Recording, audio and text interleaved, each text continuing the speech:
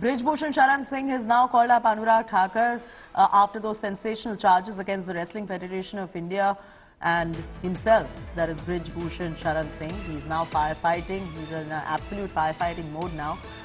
Sources have revealed to us that the President of Wrestling Federation of India and BJP MP Brij Bhushan Sharan Singh called Sports Minister Anurag Thakur and clarified over the allegations made against him. Now, what he said to Anurag Thakur is a big question. We'll get our reporters to tell you exactly what the conversation was between Brij Bhushan Sharan Singh and Anurag Thakur as well. But he has now dialed the sports minister. The heat is on him. The heat is completely on him. You can see on your screen scores of our wrestling champions, the stars, the sportsmen, sitting in protest, and all these allegations of sexual harassment, mental harassment, death threats. We're getting in some reaction, I believe. Let's listen in. Brij Bhushan ji, आप पे बहुत गंभीर आरोप लगे हैं, federation के अधिकारियों पे आरोप लगे हैं। कई महिला जो पहलवान हैं, उन्होंने आरोप लगाया है कि यौन शोषण होता है। आपके ऊपर भी आरोप है और फेडरेशन के अधिकारियों के ऊपर भी आरोप है। इस पर मैं एक ही चीज कह सकता हूं कि इसके पहले अगर हमारे कोचों के द्वारा या हमारे फेडरेशन के द्वारा या हमारे द्वारा कुछ ऐसा होता था तो ये खिलाड़ी तो प्रधानमंत्री जी तक भी चले जाते हैं। खेल मंत्रालय में भी इनके लिए खुली छूट है, कोई दिक्कत नहीं है। ये खेल मंत्री से भी मिल सकते थे, अपनी बात कह सकते हैं, साई के डायरेक्टर से भी अपनी बात कह सकते हैं। तो ये सारी बातें अभी क्यों निकल करके आ रही हैं? और उसके बाद सामने कौन है ये भी नहीं है। किस खिलाड़ी के साथ किसने किया, कोच ने किसके साथ किया, हमने किसके साथ किया या और किसने किया, आखिर कोई सामने भी तो होना चाहिए।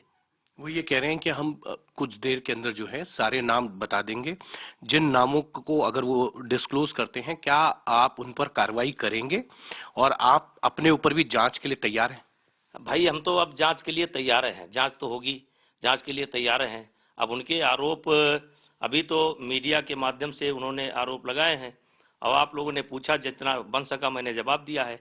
अब ये छोटी बात तो है नहीं कि हमारे कहने से ही सब कुछ हो जाएगा, हमारे कहने से ही सब कुछ हो जाएगा।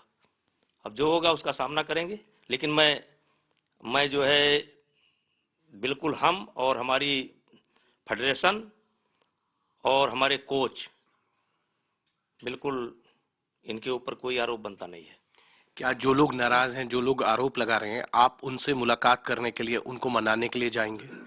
देखिए, मैं आया तो इसीलिए था, लेकिन जब सेक्सुअल हरासमेंट का आरोप लग गया तो क्या मुझे जाना चाहिए?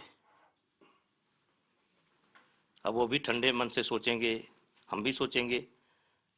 अगर मिलने से ये भी तो कहा जा सकता है कि हम इस नाते आए और धमकाने आए, तो हम तो जो बात करेंगे मीडिया के सामने करेंगे, आपके सामने करेंगे। वो लोग आ जाएं, हम लोग आ जाए, मीडिया रहेगी, बातचीत हो जाएगी और नहीं जैसा निर्देश होगा खेल मंत्रालय से, साई से, जैसा निर्देश होगा बात होगी।